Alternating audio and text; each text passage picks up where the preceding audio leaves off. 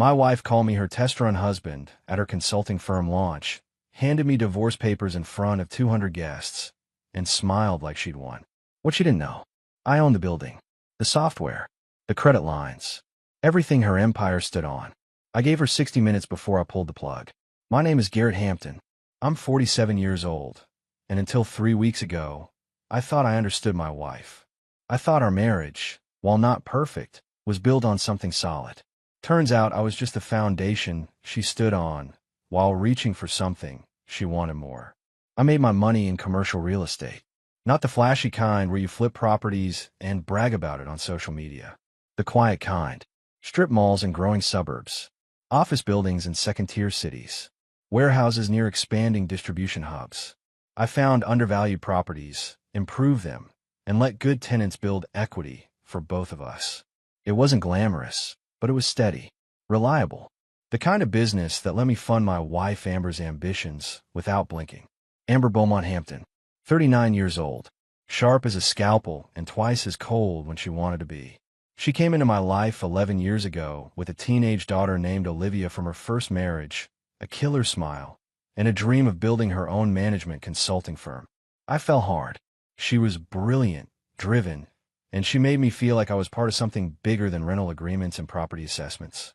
We had Dylan together when Amber was 27. He's 12 now. Good kid. Plays soccer, collects baseball cards, still hugs me good night, even though his friends probably think that's lame. Olivia is 15 now, quiet but observant. She's always watched her mother with careful eyes, like she's studying a textbook she doesn't fully trust. For the last 3 years, I've been Amber's silent partner. Not officially, not on paper, but in every way that mattered. I funded the startup costs for Beaumont Advisory Group. $14.5 million over 3 years. Seed capital, operational expenses, marketing budgets, office build-out. I made introductions to executives I knew from property deals. I covered our household expenses so she could pour every dollar of her salary into building her brand. I even helped her hire Sophie Rivers, Derek Hunt, and Lauren Kane, 3 sharp junior partners who believed in Amber's vision of a boutique firm that could compete with the big consulting houses. The launch party was supposed to be our celebration. That's what she told me. Our big night, she said, kissing me on the cheek while adjusting her jade green dress in the mirror. I wore a charcoal suit, the one she picked out last month. I felt proud. Stupid, but proud. The venue was a converted loft in downtown Portland. Exposed brick, industrial lighting, catering by some chef whose name I can't remember. 200 guests. Clients, potential clients, competitors sizing up the new player, journalists from the business section. Amber worked the room like she was born to it, that brilliant smile never faltering. I stood near the bar, nursing a bourbon, watching her shine. Dylan was home with a babysitter. Olivia had asked to stay home too, said she had homework. I didn't push it. Then came the speech.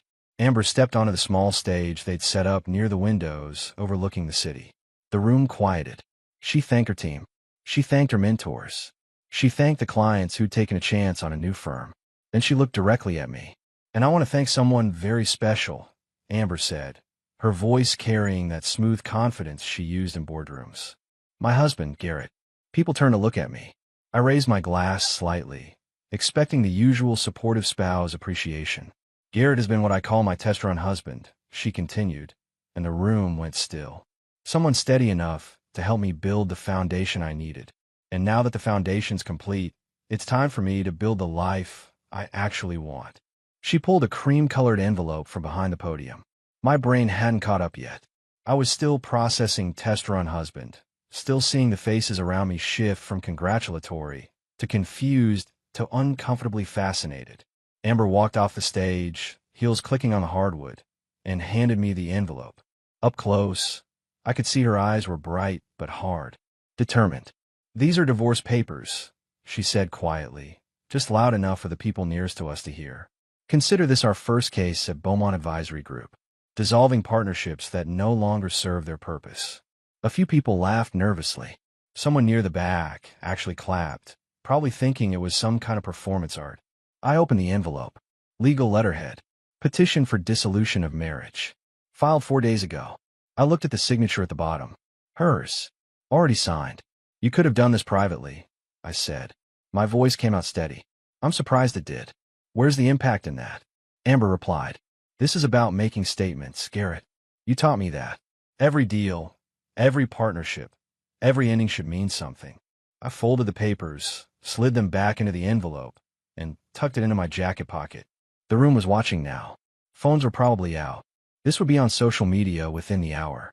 I looked at my wife, really looked at her, and I realized I was staring at a stranger who'd been playing a part for 11 years. Congratulations on your launch, I said quietly. Then I walked out of that loft, past the exposed brick and the expensive cheese platters, and the people who just watched my marriage end as entertainment. The valet brought my car around. I tipped him $50 because my hands needed something to do. I sat behind the wheel of my Mercedes, the one Amber always said was too boring for someone with my net worth, and I didn't go home. I drove to a 24-hour diner on the edge of town. I ordered coffee I didn't drink and sat in a booth with my laptop. I opened the encrypted files I kept for serious business. The ones Amber never asked about because she assumed I was just managing rental properties. And I started making calls. By sunrise, I'd done something that couldn't be undone. But I didn't feel guilty. I felt clear. I got home around 7 in the morning. The house was quiet. Dylan would be getting ready for school soon. Olivia's door was closed, probably still asleep or pretending to be. I went straight to my office on the second floor. The one room Amber never bothered with because it didn't match her aesthetic vision for the house.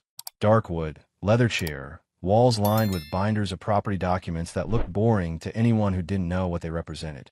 I locked the door behind me. Old habit from my early days in real estate when I learned that privacy wasn't paranoia, it was protection. My laptop sat on the desk where I'd left it yesterday morning. A lifetime ago. I powered it up and entered the password Amber had never asked about. Why would she? I was just her steady, boring husband managing rental properties while she built empires. The screen loaded. No family photos for wallpaper. No cute backgrounds. Just a black screen with a login prompt. I typed in the 16-character code I'd memorized years ago, and the system opened.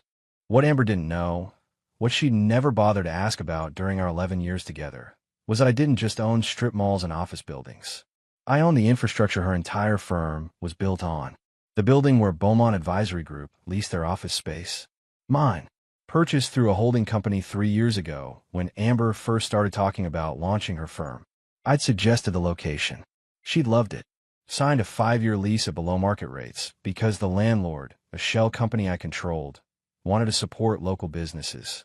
The software platform they used for client management, licensed through a company I had equity in. I'd introduced Amber to the CEO at a networking event. She got a generous startup discount. All she had to do was sign the standard agreement. I pulled up the documents now. Scanned copies of everything. The office lease. The software licensing agreement. The credit line she'd opened with a bank where I'd helped arrange the introduction. And there, buried in the standard terms and conditions she'd initialed without reading, were the clauses I'd spent 3 years carefully positioning. Termination rights. Ownership reversions. Financial guarantees tied to conditions that, as of last night, had been violated. I picked up my phone and made the first call. My banker, Thomas Reinhardt. We'd done business for 15 years. He answered on the second ring. Garrett, Thomas said. His voice had that early morning gravel of someone who'd been up late. I saw the news. Are you all right? Word traveled fast. Probably social media footage from the launch party. I need to execute the termination clause on account Series 7, I said, my voice steady. Effective immediately. A pause. Then all of them. Every automatic payment, every credit line, every standing authorization, everything tied to Beaumont Advisory Group. Garrett, that's going to cause significant operational disruption for her. I know exactly what it's going to cause. I interrupted. Can you do it or not? Another pause. Longer this time. Thomas was calculating risk, liability, friendship. Finally, he said, give me 2 hours. I'll need to coordinate with compliance. 1 hour, I said. And Thomas. No calls to Amber warning her. This is business, not charity. Understood, he said quietly. Then he hung up. I sat back in my chair and looked at the screen. The foundation Amber had stood on while calling me a test-run husband was about to disappear, and I was just getting started. I kept my phone on airplane mode for exactly 4 hours. Not out of fear, out of control.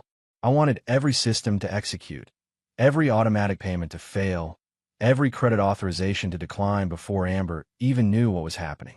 At 11:30, I switched airplane mode off. The phone didn't just vibrate. It convulsed in my hand like something alive and dying. The screen lit up with notifications cascading so fast the numbers blurred. 42 missed calls. Then it refreshed. 89. Another refresh. 136. Text messages flooded in. First from Amber.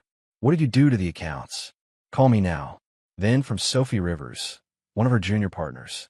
Garrett, something's wrong with our banking access. Amber's in a panic. Please call. Then Amber again, the tone shifting. This is sabotage. I swear to God. Garrett, if you're doing this out of spite. I didn't respond. I sat at my desk, coffee going cold, watching the missed call counter climb past 200. The phone kept buzzing. Text after text. Voicemail notifications piling up. Then a new number appeared. Preston Beaumont, Amber's father, former managing partner at Beaumont and Associates, one of the most feared corporate law firms in Oregon. He'd built half his reputation intimidating people across conference tables. The text read, "We need to talk. Don't make this uglier than it needs to be." I set the phone down and went to make fresh coffee. When I came back 15 minutes later, the missed calls had passed 300. 312, to be exact. Then 328. At 336 missed calls, my doorbell rang. Not frantic pounding. Not desperate knocking. A composed, measured ring. The kind of ring that said someone was here on business, not emotion. I walked downstairs slowly. Took my time. Let whoever it was wait on my porch while I decided whether this conversation was worth having. Through the peephole, I saw Preston Beaumont. 78 years old, but still sharp in a gray wool coat. His silver hair perfectly styled.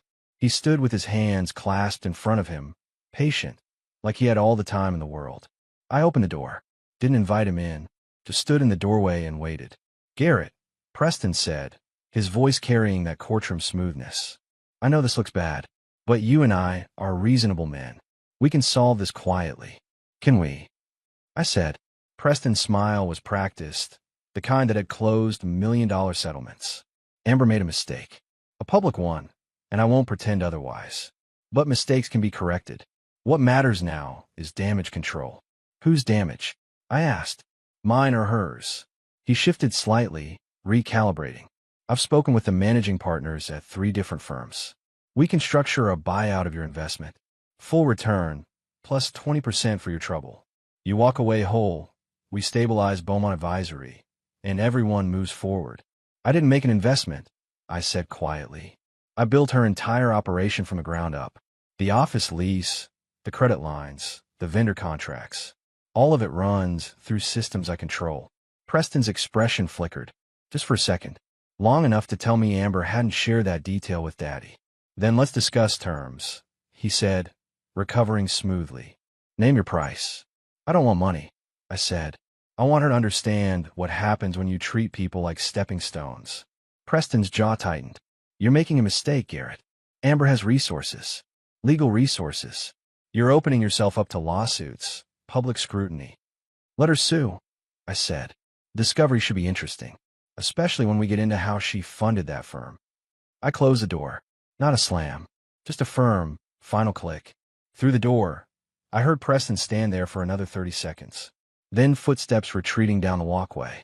My phone was still buzzing on the desk upstairs. I ignored it. Let ring. Let them panic. The foundation had just collapsed. Now came the real fall. By Monday morning, the damage was complete. I didn't have to monitor it myself. My phone told the story in real time through increasingly desperate messages from people who'd been at that launch party looking smug. Derek Hunt, one of Amber's junior partners, sent a carefully worded email at 7:15 a.m. Garrett, I hope we can discuss the current situation professionally. Several of our vendor contracts have been suspended, and we're trying to understand the scope of the issue. Translation, we're drowning and need you to throw us a rope. I deleted it. Lauren Kane tried a different approach at 8:30. I know things are complicated right now, but our clients are starting to ask questions. Is there any way we can find a resolution that protects everyone's interests? Translation, clients are running, and we're about to lose everything. Deleted. By 9 a.m., the business forums I monitored were lighting up. Someone had posted on a Portland consulting industry group. Anyone know what's happening at Beaumont Advisory? Their office door was locked this morning, and their website's down. The responses came fast. Speculation, rumors, a few people claiming insider knowledge. One comment made me pause. Heard the founder's husband pulled all the funding after she served him divorce papers at the launch party. Brutal. Another reply. Play stupid games, win stupid prizes. I closed the forum and opened my email. There was one for Vanessa Cole, Amber's assistant. Young, competent, smart enough to know when a ship was sinking. The subject line read, "Confidential, for your eyes only." I opened it. "Mr. Hampton, I don't know if you'll read this, but I thought you should know. Mrs. Hampton asked me to hide certain financial documents last week. She said it was standard business practice, but something felt wrong. I've attached scanned copies. I don't want to be part of whatever's happening. I'm sorry." The attachments loaded. Bank statements showing transfers I'd never authorized. Loan applications submitted using forged signatures that looked close enough to mine to fool a casual observer. A draft operating agreement for Beaumont Advisory that listed Amber as sole owner, with no mention of my capital contribution. She'd been planning this for months, maybe longer. The divorce wasn't a sudden decision made in passion. It was a calculated exit strategy. I forwarded everything to my attorney with a single line, "Add fraud to the filing." My phone rang. Amber. I let it go to voicemail. She called again immediately. Then again. Finally, I answered. "What do you want?" I set my voice flat. "Garrett, please." Her voice was strained, no longer the confident tone from the launch party. "We need to talk. Face to face. Whatever's happening with the accounts, we can fix it." "There's nothing to fix," I said. "The accounts are frozen because the agreements you signed have termination clauses. You violated those clauses when you filed for divorce without proper notification to your investment partners." "Investment partners? You're my husband." I corrected. "You made that very clear on Saturday night. Now I'm just a creditor collecting what's owed." "Garrett, the firm will collapse. Sophie, Derek, Lauren, they'll all lose their jobs. Our clients." "Your clients," I interrupted. "Your firm. Your problem. You wanted to build something without me. Consider this your opportunity." "You're doing this to punish me," Amber said, and now I could hear tears starting. "No," I said quietly. "I'm doing this because you forgot something important. Foundations don't just hold things up. They also decide when to let things fall." I hung up, blocked her number. Then I blocked Preston's number. Then every number associated with Beaumont Advisory Group. My phone finally went quiet. I sat at my desk and opened a new document. Not for anger, not for revenge, for planning. Because the firm was gone, but Amber still had one thing left. The house. Our house. The one she'd remodeled with my money, filled with furniture she'd chosen, in a neighborhood she'd insisted we move to. A house that, according to property records I'd reviewed very carefully, was titled solely in my name. Time to see how she handled homelessness the way she'd handled humiliating me in public. Wednesday morning brought the news I'd been waiting for. Not from Amber. From the State Business Registry. Beaumont Advisory Group's business license had been suspended pending resolution of outstanding vendor claims and credit disputes. The notice was public record. Anyone could see it. Clients definitely could. I was drinking coffee in my kitchen when Dylan came downstairs for breakfast. 12 years old, still in his soccer pajamas, hair sticking up in 3 directions. "Dad, where's Mom?" he asked, pouring cereal. "She's staying somewhere else for a while," I said. Simple, honest, age-appropriate. "Because of the divorce?" Dylan said it casually, like he was asking about the weather. I looked at him carefully. "You know about that?" "Olivia told me," Dylan said, crunching cereal. "She said Mom did something really mean at her party and you're not together anymore." Olivia. 15 years old and observant as hell. She'd probably put the pieces together before I had. "That's basically right," I said. Dylan nodded, eating his cereal in silence for a moment. "Then are you sad?" Was I? I thought about it. Really thought about it. "No," I said honestly. "I'm tired. But not sad." "Good," Dylan said. "Mom was always on her phone anyway. Kids seem more than we give them credit for." That afternoon, my attorney called. His voice was professional, but carried an edge of satisfaction. "Garrett, the forensic accountant finished the preliminary review," he said. "The forged signatures on those loan applications, they're not even good forgeries. Any handwriting expert will confirm it in under an hour." "How much did she take out in my name?" I asked. 2.3 million, Thomas said. Across 4 different financial institutions. She used your business credit rating to secure favorable terms, then funneled the money into Beaumont Advisory operating accounts. I felt something cold settle in my chest. Not anger. Recognition. She'd been stealing from me while sleeping next to me. File criminal charges, I said. All of them. Fraud, identity theft, whatever applies. Garrett, that's going to be public. Very public. Are you prepared for that? She made our divorce public entertainment, I said. She can handle the consequences being public too. Thomas paused, then said, Understood. I'll have the paperwork filed by end of business today. By evening, 3 of Amber's junior partners had reached out. Not to her. To me. Sophie Rivers sent a carefully worded email. Mr. Hampton, I'm exploring options outside of Beaumont Advisory. If you're planning any new ventures, I'd appreciate the opportunity to discuss potential collaboration. Derek Hunt was more direct. The ship's sinking, and I'm not going down with it. Coffee this week. Lauren Kane's message was simple. I should have asked more questions. I'm sorry. Can we talk? They'd figured it out. The firm was dead. Amber was toxic. And I was the one with the capital and connections to build something new. I replied to all 3 with the same message. Friday, 10 a.m. My office. Bring your client lists. Friday morning, Sophie, Derek, and Lauren sat in my home office looking like refugees from a disaster zone. Which, technically they were. Sophie spoke first. 32, sharp, efficient. Mr. Hampton, I want to be clear about why we're here. We believed in what Beaumont Advisory could be. We didn't know how it was funded or what Amber was doing behind the scenes. I know, I said. You're good at your jobs. That's why you're here. Derek leaned forward. What are you offering? A real firm, I said. Proper equity splits. Transparent financing. No games. No hidden agendas. You bring your expertise and your clients. I provide the capital and structure. We build something that doesn't collapse when one person decides to play power games. Lauren studied me carefully. What's the catch? No catch, I said. But I own controlling interest. 60%. You 3 split 30% equally. The remaining 10% goes to performance bonuses tied to firm growth. You want more equity, you earn it by building value. They exchanged glances. This was a real offer. Better than scrambling for jobs at established firms where they'd start at the bottom again. What about Amber? Sophie asked quietly. What about her? I said, she's going to fight this. Fight you. She'll call it revenge, sabotage, whatever gets her sympathy. Let her, I said. I have forensic accountants, paper trails, and fraud charges being filed as we speak. She can tell whatever story she wants. The evidence tells a different one. Derek nodded slowly. When do we start? Monday, I said. I've already secured office space downtown. Different building, better location. We'll call it Hampton Strategic Group. Clean slate. They looked at each other again, then back at me. We're in, Sophie said. The other 2 nodded. We shook hands. Professional. Clean. No drama.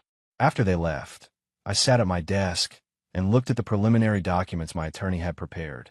Articles of incorporation, operating agreements, partnership structures. This wasn't revenge. Revenge was emotional, messy, temporary. This was replacement. I was building what Amber thought she'd build. Except this time it would be real. My phone buzzed. A message from Olivia. Dad, Mom tried to pick me up from school today. I told her I'm staying with you. She got upset. Just wanted you to know. I texted back. Thank you for telling me. You're safe here. 3 dots appeared. Then, I know. Love you, Dad. 15 years old, and she'd already chosen sides. Not because I'd asked her to. Because she'd watched her mother operate for years and drew her own conclusions. The foundation was gone. The firm was dead. But something better was already taking shape. And Amber was about to learn that the quiet man she'd called a test-run husband had been building empires while she'd been building brands. 2 weeks after filing criminal charges, the news broke exactly as I'd expected. Portland Business Journal ran it as their lead story. Former consulting firm founder faces fraud charges. Amber Beaumont accused of identity theft, bank fraud. The article laid it out in clinical detail. $2.3 million obtained through forged signatures. For separate financial institutions defrauded. A pattern of deliberate misrepresentation spanning 8 months. The evidence was public record now. Bank documents, handwriting analysis, forensic accounting reports. I was in the new Hampton Strategic Group office when Sophie showed me the article on her tablet. We've been open for 1 week. Already had 3 former Beaumont Advisory clients and 2 new ones. She's going to blame you for this, Sophie said quietly. She already is, I said. Her attorney sent a statement to the press yesterday, calling me vindictive and claiming I'm using my resources to destroy her career out of spite. Derek walked over from his desk. I saw that. It's not playing well. The comments section is brutal. People remember the launch party video. He was right. The footage of Amber handing me divorce papers while calling me her test-run husband had gone viral. Local news had covered it. Business forums had dissected it. When her fraud charges hit the news, people connected the dots instantly. One comment I'd seen summarized it perfectly. She publicly humiliated her husband at a party funded by his money, then got caught stealing millions in his name. That's not vindictive prosecution. That's consequences. Lauren brought coffee into the conference room where we were reviewing client proposals. Garrett, I got a call from someone at the prosecutor's office. They want to interview all 3 of us about what we observed at Beaumont Advisory. What did you tell them? I asked. That we'd cooperate fully, Lauren said. We have emails, documents, transaction records, everything they need to establish the timeline. I nodded. This was exactly how it needed to go. Clean, documented, irrefutable. My phone buzzed. A text from Olivia. Dad, Mom showed up at school again. Security had to escort her off campus. She was yelling about how you turned me against her. It was embarrassing. I texted back. I'm sorry you had to deal with that. Are you okay? Yeah, but everyone was staring. Can you pick me up today instead of me taking the bus? I'll be there at 3. I replied. This was what Amber had become. A woman so desperate to control the narrative that she'd make scenes at her daughter's school. The same woman who'd spent 11 years curating a perfect public image was now unraveling in front of anyone who'd watch. That evening, Preston Beaumont called. I almost didn't answer, but curiosity won. Garrett, he said, his voice tired in a way I'd never heard before. I'm calling as Amber's father, not her attorney. Off the record. I'm listening, I said. She made mistakes. Serious ones. I'm not disputing that. But these criminal charges will destroy what's left of her career. Is there any way we can resolve this before it goes to trial? What are you proposing? I asked, though I already knew. She pleads to lesser charges, makes full restitution, accepts probation. You get your money back with interest. The criminal record gets expunged after completion of terms. She has a chance to rebuild. And in exchange, you don't testify, Preston said. You don't provide additional evidence. You let the prosecution work with what they already have. I was quiet for a moment, considering. Not because I was tempted, because I wanted Preston to understand exactly why the answer was no. Preston, your daughter didn't just steal from me, I said. She committed fraud against 4 banks. She forged legal documents. She built a business on criminal activity. This isn't about me anymore. This is about the law. The law has discretion, Preston argued. So do I said. And I'm choosing to let justice run its course. Amber wanted to dissolve our partnership. Fine. But she doesn't get to commit crimes and walk away because her father still has connections. Preston was silent for a long moment. Then, quietly, I thought you were better than this. I'm better than this, I said. That's why I'm not the one facing charges. I hung up. 3 weeks after opening Hampton Strategic Group, we held our official launch event. Not a party. A professional networking reception at a downtown hotel. 50 invited guests. Current clients, potential clients, industry contacts who had worked with me over the years. No champagne toasts. No speeches about disruption or innovation. Just solid business conversations and clear value propositions.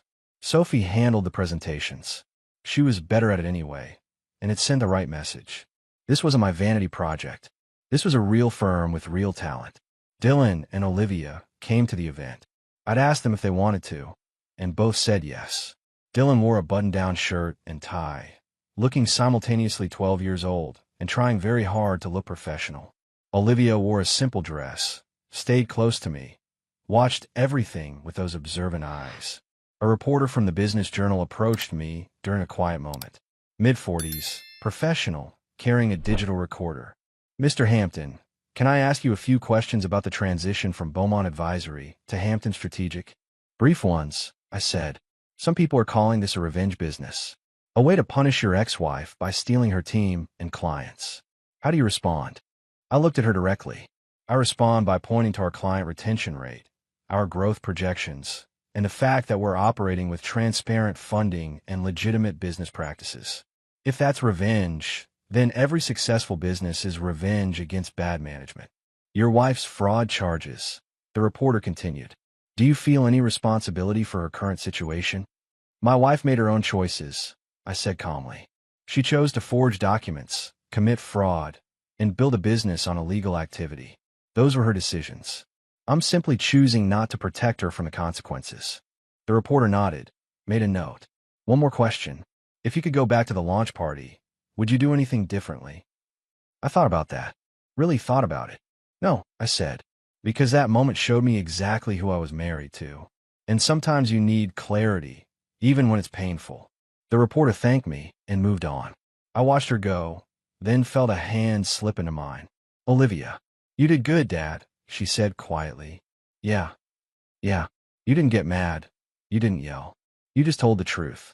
15 years old and already understanding that dignity matters more than volume. The event wrapped at 8. Clean, professional, successful. We'd secured 2 new client commitments and 3 serious prospects. Derek, Sophie, and Lauren were pleased. This was real. On the drive home, Dylan fell asleep in the back seat. Olivia sat in front, looking out the window at the Portland skyline. Do you think Mom will ever apologize? She asked. I don't know. I said honestly. Some people don't apologize. They just move on and expect everyone else to forget. That's sad, Olivia said. It is, I agreed.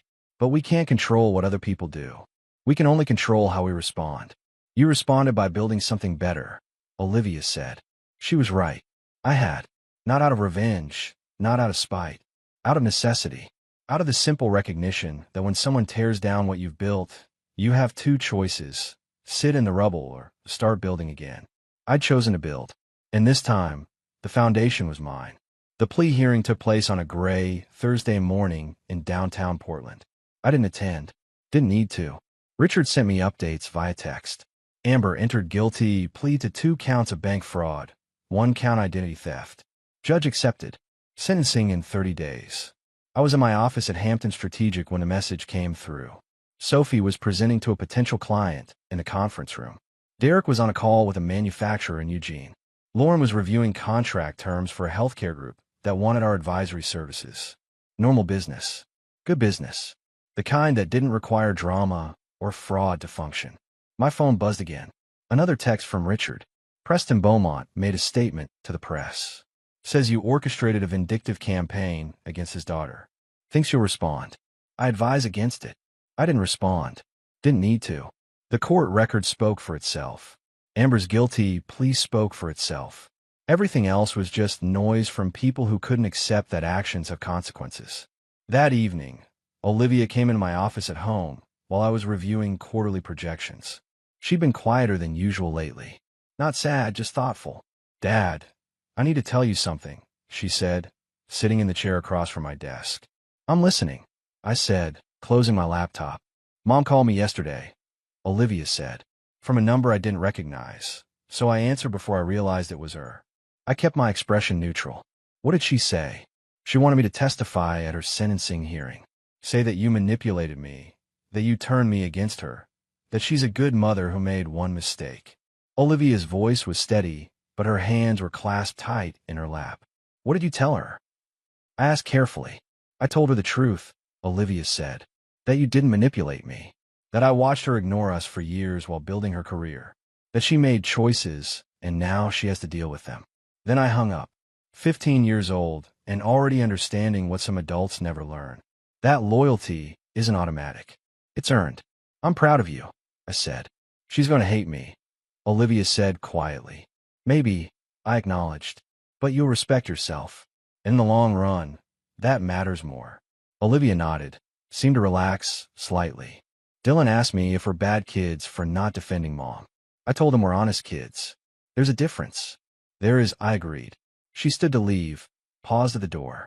Hampton Strategic is doing really well, right? Really well, I confirmed. Why? Because it proves something, Olivia said. That you didn't need her. You were always the one building things. She just stood on top of them and took credit. After she left, I sat in the quiet of my office and thought about that. Olivia was right. For 11 years, I'd been the foundation while Amber positioned herself as the architect. I'd funded her dreams, supported her ambitions, cleared obstacles from her path. And the moment she didn't need me anymore, she discarded me publicly, cruelly, without a second thought. But foundations don't disappear when someone stops standing on them. They remain solid, ready to support the next thing worth building. I'd built Hampton Strategic on that same foundation. My capital, my network, my reputation. The difference was that this time, I wasn't hiding in the background. I was present, visible, an equal partner with Sophie, Derek, and Lauren. 3 weeks later, the sentencing hearing concluded. 5 years, supervised probation. $200,000 in restitution. Community service. Permanent felony record. Amber's career in consulting was over. Her reputation was destroyed. Her father's attempts to spin the narrative had failed. And I felt nothing. Not satisfaction, not vindication. Just the quiet recognition that justice had run its course. The foundation had held. Everything built on lies had fallen. And I was still standing. 18 months after that launch party, I stood in the conference room at Hampton Strategic Group watching Sophie present to a Fortune 500 client. The room was different now. Bigger office, better location, 12 employees instead of 3 partners, and a borrowed assistant. We'd grown, not through drama or publicity stunts, through solid work, good relationships, and businesses built on something real. The client signed a 2-year contract worth $3.4 million, our largest deal to date. After they left, Sophie, Derek, and Lauren gathered in my office. We should celebrate, Derek said. Dinner, I suggested. Somewhere nice. Bring your families. Families, Lauren laughed. Listen to you. Getting all sentimental. But we did it. That Friday, all of us gathered at a restaurant overlooking the Willamette River. Sophie's husband, an engineer who actually listened when she talked about work. Derek's girlfriend, a teacher with a sharp sense of humor. Lauren's partner, a graphic designer who'd helped create our branding. And my kids. Dylan, now 13, wearing a blazer he'd picked out himself. Olivia, 16, confident in a way she hadn't been when this all started. During dinner, Dylan leaned over. Dad, did you see Mom's LinkedIn? No, I said. Why would I? She's working at a coffee shop, Dylan said. Not managing it. Just working there. I glanced at Olivia. She met my eyes, shrugged slightly. She'd probably already known and chosen not to mention it. That's honest work, I said to Dylan. Nothing wrong with it. I know, Dylan said. It's just weird. She used to be so important. She thought she was important. Olivia corrected quietly. There's a difference. After dinner, we walked along the waterfront. The city lights reflected on the water. Dylan ran ahead, still young enough to find joy in simple things. Olivia walked beside me, hands in her jacket pockets. You did good, Dad, she said. We did good, I corrected. All of us. You, Dylan, me. We figured out how to be okay. Better than okay, Olivia said. We're actually happy. I don't think we were before. Not really. She was right.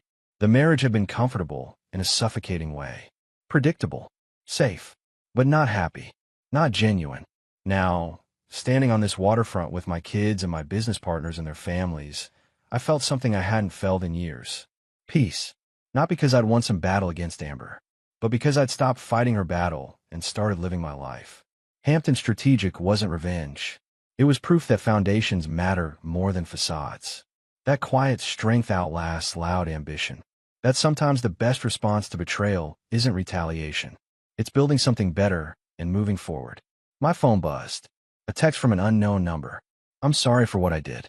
I hope someday you can forgive me. Amber. I read it once, then deleted it. Not out of cruelty, not out of anger, but because forgiveness wasn't something she could ask for in a text message after 18 months of silence. And more importantly, it wasn't something I needed to give to move forward. I'd already moved forward. She'd have to find her own way to do the same. Dylan called from up ahead, pointing at something in the water. Olivia jogged to catch up with him. I followed, leaving the phone in my pocket, leaving the past where it belonged. Behind me.